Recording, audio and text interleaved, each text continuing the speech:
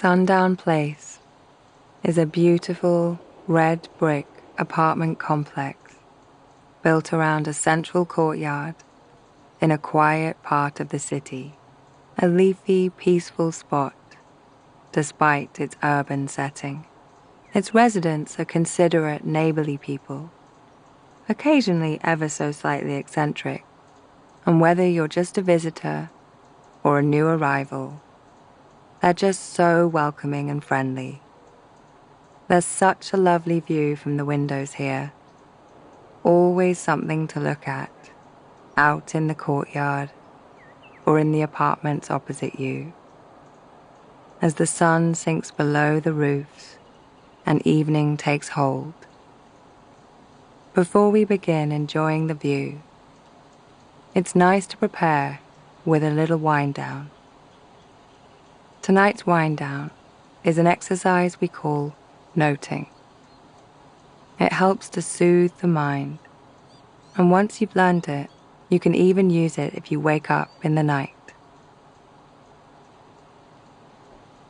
We're going to be counting our breaths, and then just gently noting thoughts and feelings as they arise.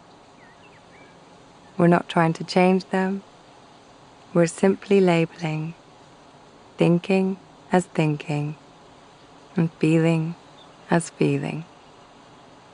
It may sound incredibly simple, but it can help to create distance between ourselves and the thought, ourselves and the feeling, so we don't get so involved in it. That in turn creates a more restful state of mind. In other words, the perfect state of mind, a gentle, restful sleep. So to begin with, just take a moment or two to get comfortable. Make sure you're nice and cool. And just starting with some nice, big, deep breath. Breathing in through the nose and out through the mouth. And with the next out breath, just allow the breath to return to its natural rhythm, in and out through the nose. Just feeling the weight of the body pressing down into your bed.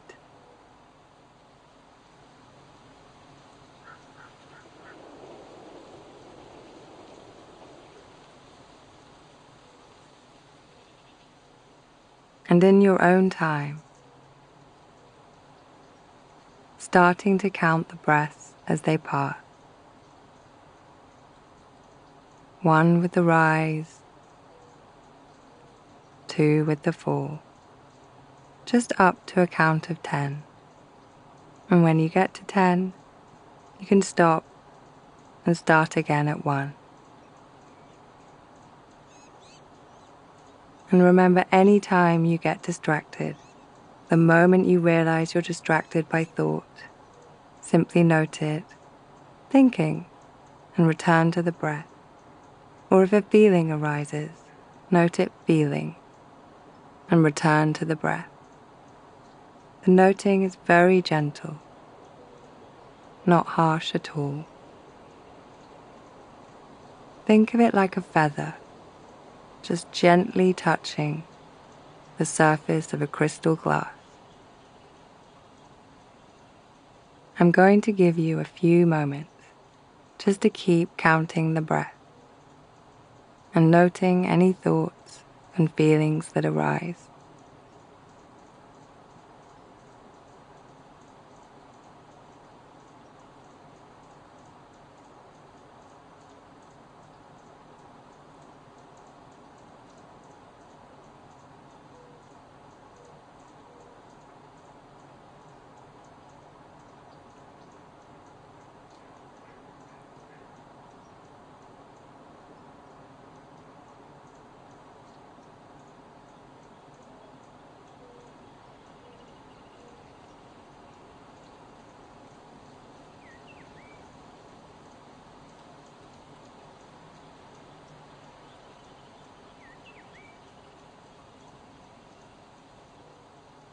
That's great.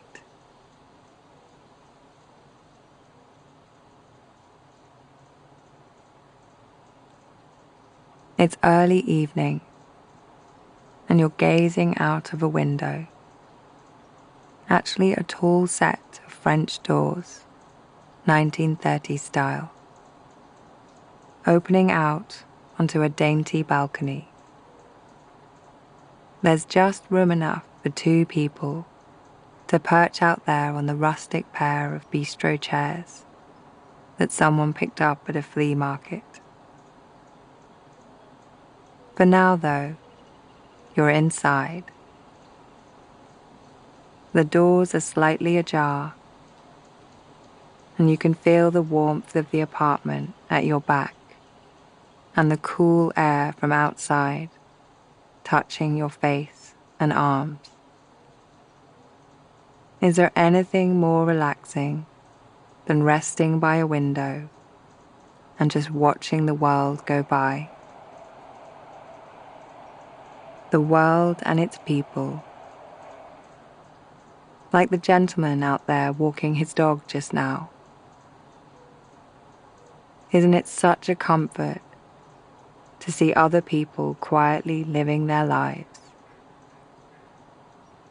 The gentle sounds of this world winding down for the evening drift in as the pale drapes on either side of the doors flicker in the breeze.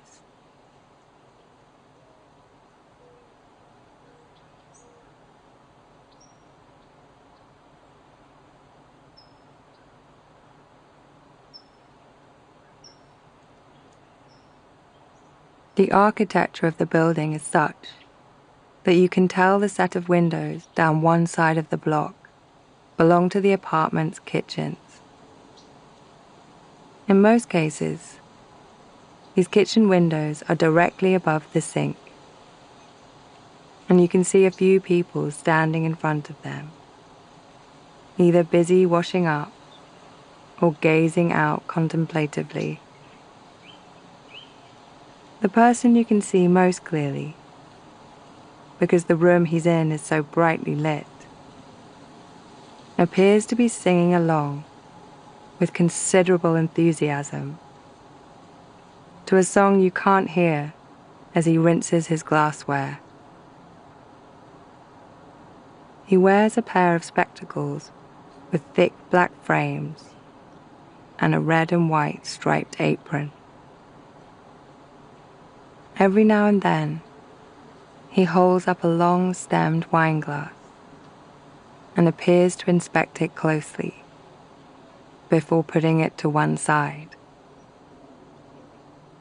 In between, he grooves, bunching his body up with his elbows pressed into his sides and his fists wagging in their yellow rubber gloves, shaking his full head of curly black hair and swaying to the rhythm, you presume, of this unheard music.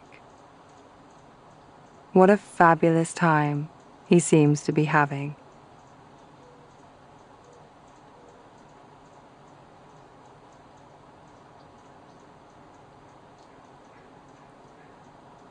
A number of the residents here are keen balcony gardeners.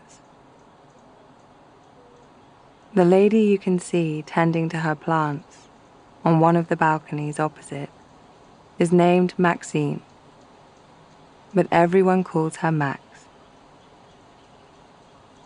She has short grey hair and is wearing a pair of denim overalls that look like she spent the day fixing cars in them. Perhaps she has. Max has a sizable collection of geraniums, which she keeps in peak condition with a careful campaign of pruning and tender loving care. In fact, she gave you a few cuttings last week. On either side of her small balcony, several repurposed terracotta chimney pots serve as planters, out of which bright red geraniums surge upwards, and in some cases, over the edge of the railings. Their dark green leaves gathered beneath them like a series of frilly underskirts. Right now, Max is bending over her plants with a pair of pruning shears and a watering can. And now she straightens up and points the watering can's long spout into a hanging basket at shoulder height. The geraniums in this basket are also red, but have smaller petals. And the basket sways a little as Max steps back and sets the watering can down.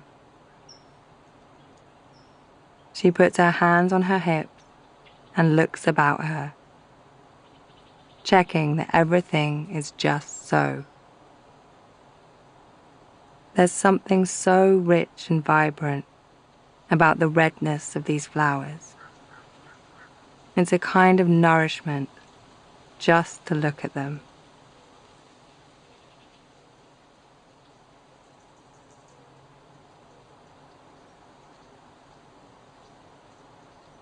The relative peace of the courtyard is briefly interrupted by the noise of a scooter zooming its way along the walkway that encircles its outer edge. It's a young man delivering takeout.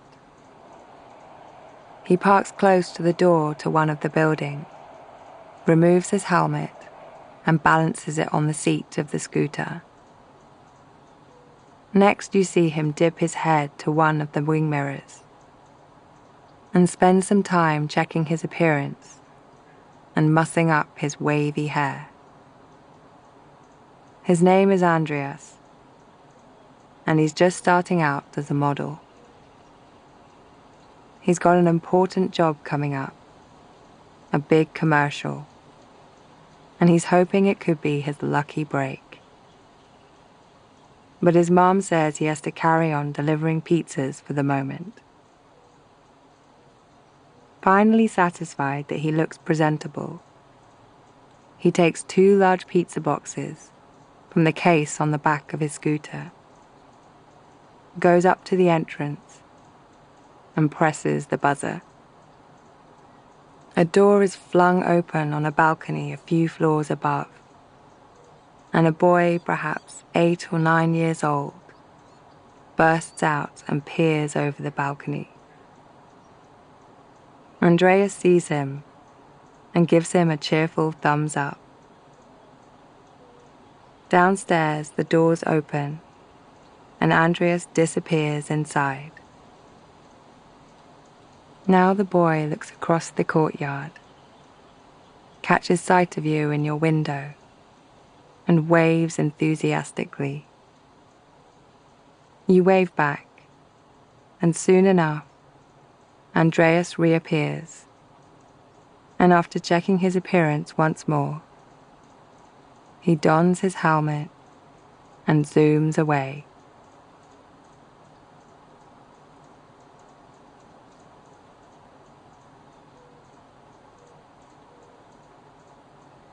For a moment, all is quiet. There's no one out in the courtyard.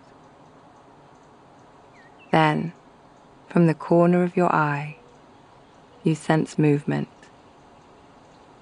It's a fox. He must have been rifling through the garbage, because he's carrying some sort of package in his mouth. He trots along one of the walkways, his bushy tail and body held a little low to the ground out of caution. Somewhere a door bangs. The fox looks over his shoulder once, and then darts into some undergrowth. Looking closely, you think you can see a pair of gleaming eyes between the leaves. Faint strains of pop music drift across the courtyard from an open window, and you close your own eyes briefly enjoying the low hum of the city in the distance.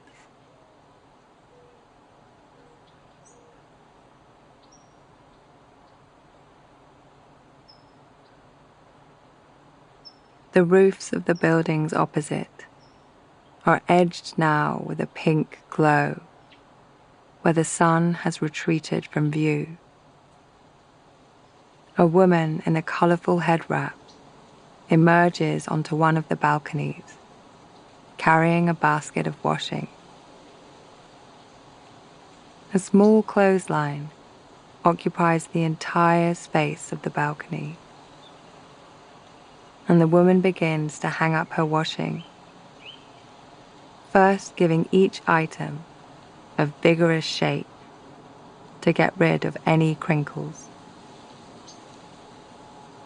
A jazzy-looking pillowcase with a purple and black zigzag pattern, which looks as though it's been around since the 80s. A pair of pink jeans, and a series of odd socks in different colors are among the first things to be pegged onto the line.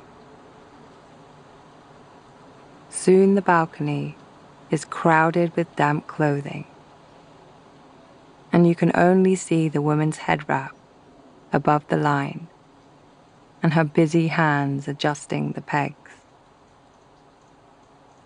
Faint sounds of the city reach you from beyond the apartment complex.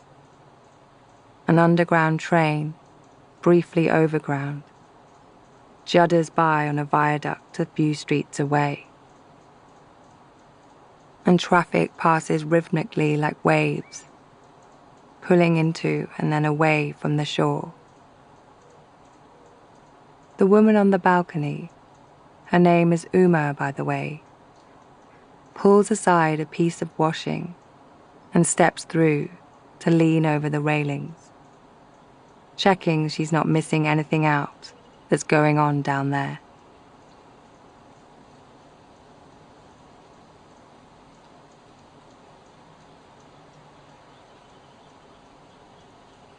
Lights are starting to come on in the apartments opposite now, and here and there people can be seen moving about inside their homes. In one window, there are 3 small children pressing their hands and faces against the glass. They're giggling and jostling each other, as if to get a better view of something exciting going on outside. Leaning forward, you see it's a dog chasing a squirrel. But it's no sweat for the squirrel. She's made her getaway up the trunk of the tree.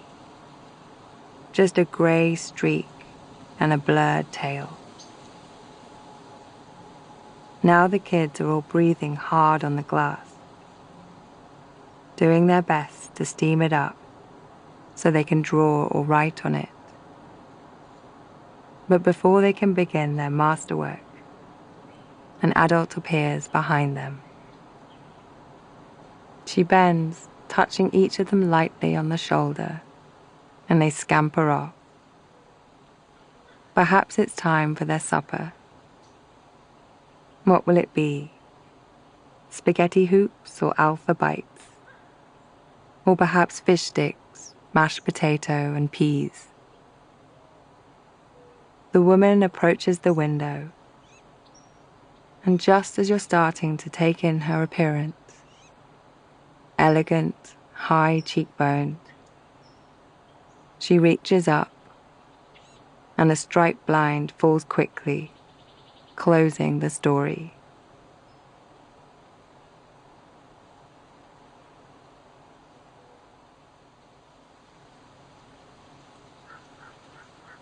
In the center of the courtyard stands a huge tree. Its branches reach out across the courtyard in a kind of embrace. It's early spring, so the tree doesn't have its leaves yet, and its bare branches are silhouetted beautifully against the fading sky. High up in a fork of the main trunk, a pair of magpies have been building a nest. And one of the magpies stands atop the nest, hopping from foot to foot as she prods and shapes it with her beak. Now here comes her mate, with a twig to contribute to the construction. And soon the two magpies are dancing around the nest together, tucking in loose ends and generally admiring their handiwork. Two for joy.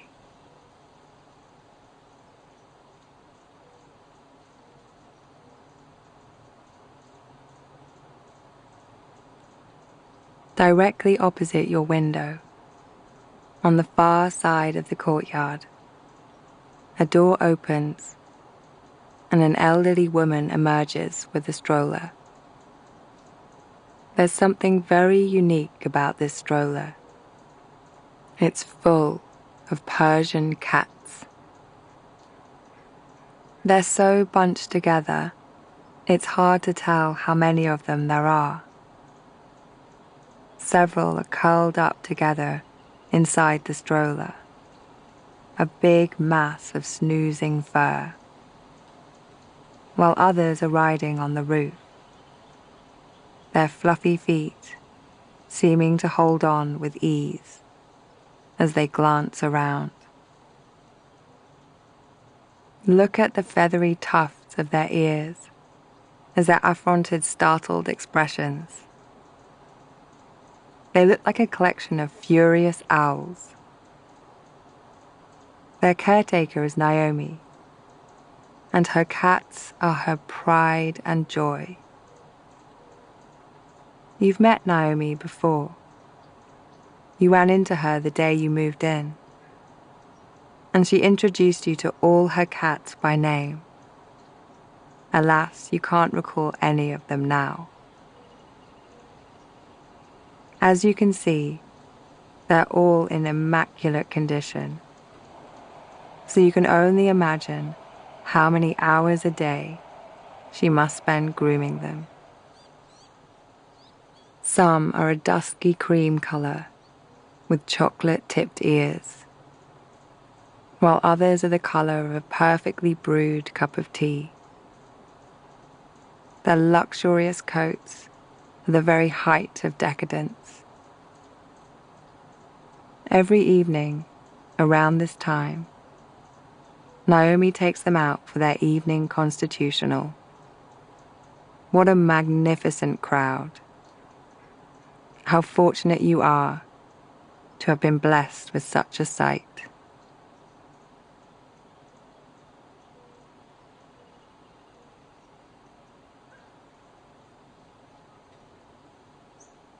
The light is really fading now, and more lights are appearing in the opposite building. Each window, a golden rectangle, framing a story that has yet to be told. There's a sharper nip in the air since the day has given way more completely to evening. So you step closer to the French doors and grasp the handles to pull them to, savoring the feeling of the cold metal pressing against your palms and leaning your forehead against the glass. Along the path, the street lights have come on, illuminating the way for the dog and cat walkers and those still arriving home from work.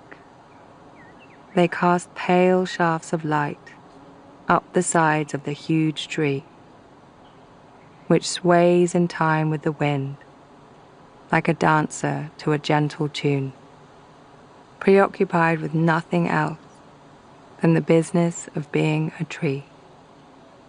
On the ground beneath its branches, a small dog is snuffling in the grass for a stick good enough to bring its owner. And now a train is passing, a fast one.